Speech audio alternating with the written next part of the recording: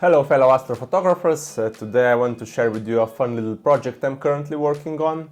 It's upgrade of AllSkEye camera, which currently does its job but has a few problems.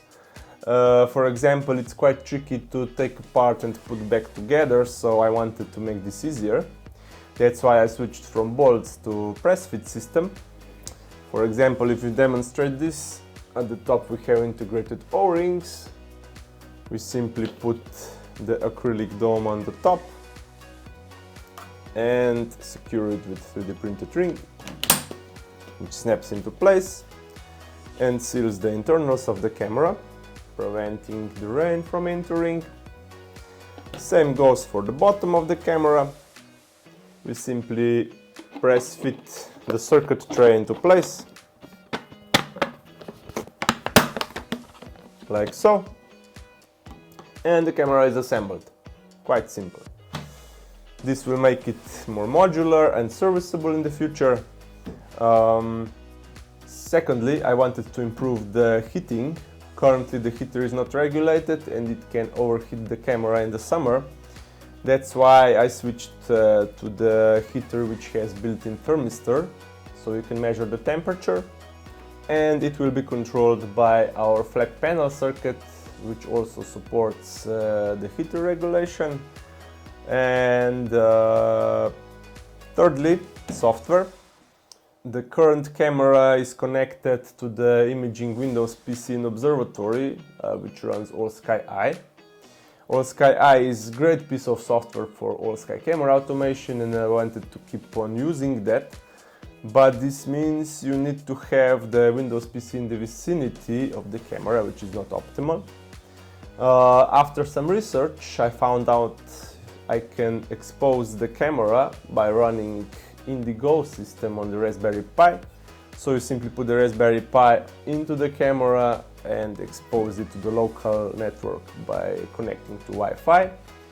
So this means you can access the camera from any computer in your local network by running the AllSkEye, which has integrated support for the Indigo cameras. And without further ado, let's demonstrate how we performed that, how we put the Indigo system onto the Raspberry Pi, connected it, how you configure it properly, and after that I will show you how we mounted it on the roof of our house and how it works. I wanted to keep using AllSkEye because in my opinion it's simply the best tool for AllSkEye camera automation out there. After some research, I found out that it can connect to the Indigo server, which can run on Raspberry Pi by installing the Indigosky image. So I gave it a shot and installed it on my Raspberry Pi.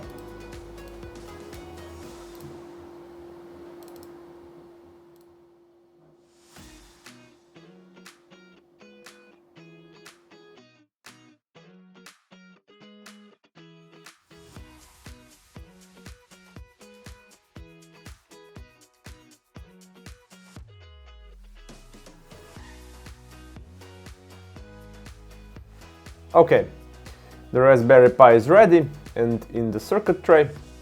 Let's connect everything up to test the setup.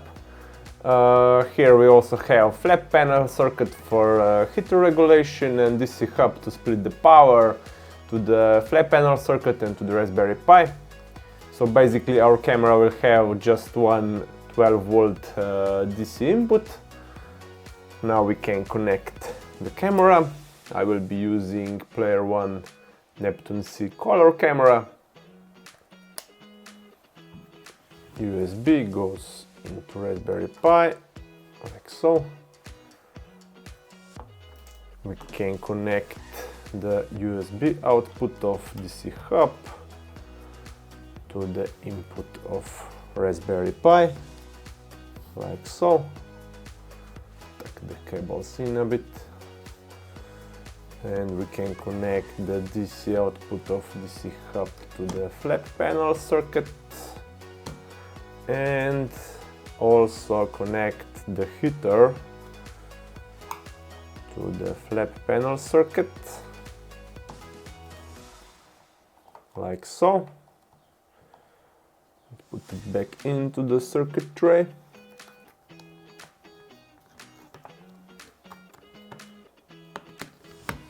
Like so. Okay, this is our setup.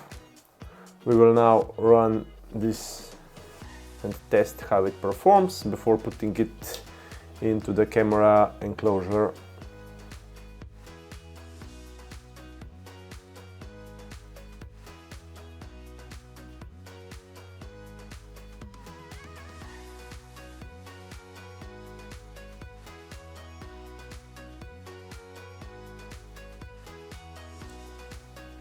Once the Raspberry Pi starts up, it exposes the Indigo access point. You can connect to the access point with your phone and go to the Indigosky.local on port 7624, and the management console will open. There you can select camera drivers and configure the Wi-Fi to connect to existing network at your home. After you submit the Wi-Fi settings, the Raspberry Pi should reboot and connect to your home Wi-Fi. In the imaging tab, you can select your camera, for example Neptune C, and do a test exposure. Looks like everything works well. Now let's try to connect to the camera from the Windows PC. On Windows computer in my network, I have AllSkEye installed. Under the settings, you select Indigo camera, go to Run System tab, select the Indigo camera and wait for the Indigo CCD selector to scan the network. Select your camera, click OK. OK, so looks like the camera was successfully selected. We can do a test exposure in Preview tab. OK, looks like everything works. Now we can pack everything up into the camera enclosure and mount it on the roof.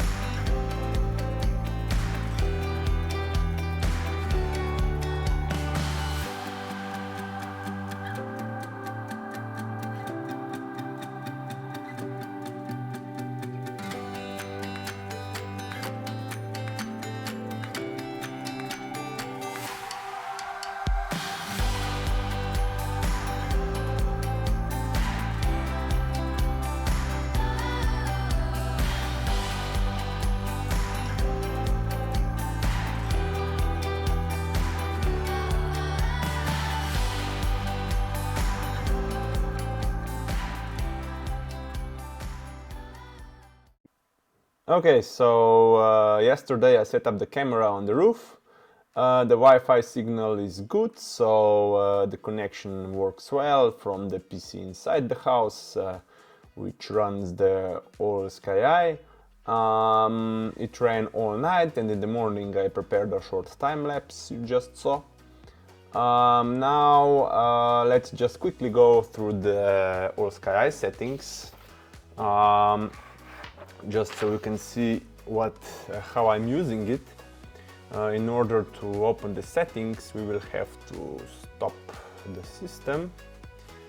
Let's go here, open it.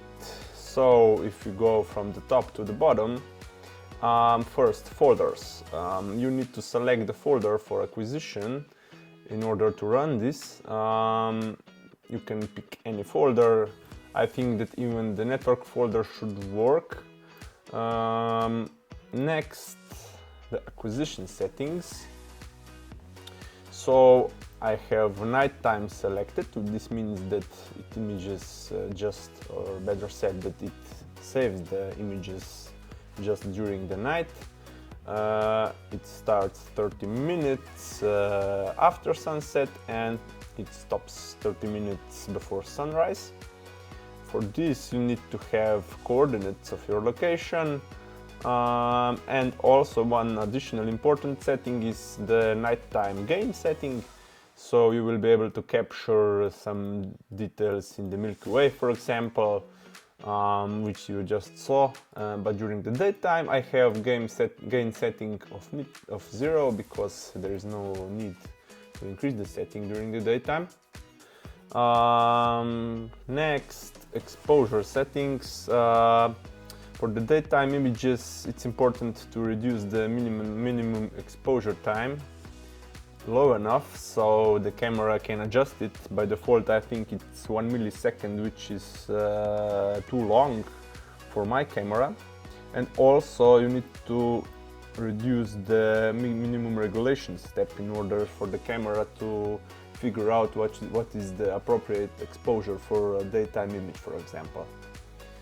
Next thing is web server. I have this enabled. We will get to this in just a minute. Basically, you enable it and it runs on the server where you have the AllSkEye. Next, we have the latest image. This is connected to the web server. So basically, you enable run continuous. You select the frequency. These images run during the day, not just during the night. And just the latest image is saved to the file system, so you can access it and check out what's going on, like for example in web cameras. One important setting for the latest image is under the latest image settings. Here you need to configure the save location of the latest image, otherwise it will not be saved there. So I just selected the same location as the other images, but created subfolder latest image. Also you need to select JPEG quality and the name of the image. So basically this means that the system will create file latest.jpg. Okay, that's it regarding the latest image. Okay, next we have image conversions. The default output format from my camera is FIT, which is not very useful to use it for the preview or to make time lapses. That's why I convert it to JPEG with 70% quality. And if you do this, you are able to enable the auto content creation, which will create the time lapse with frames of the last night if you are working in the nighttime mode. This is quite useful, so you basically can have time lapse of each night and check it out. For example, if there were some fireballs, etc. And if we now get back to the web server, because we have latest image enabled, we are able to access it via the web server, which is exposed from the AllSkEye. So if we go to the IP of my computer on the port 5856 and refresh this, we will see the latest captured image, its exposure time, timestamp, etc. And also at the bottom you have a summary of your system currently running on the AllSkEye. And additionally, for example, you can also access this server from your phone if you are in a local network, or for example if you forward the ports, you could also access it from the outside, or in my case via VPN. I can do that, connect to the home network and check the last image, which is quite useful. At least I like to check out the situation sometimes prior to imaging, even if I'm not at home. You could also maybe upload it somewhere to the cloud and access it like that. It's quite flexible system, so you can do many things with it. I think that's about it. I hope you liked my little project. If you have any questions, do not hesitate to write the comment below. Stay tuned and clear skies.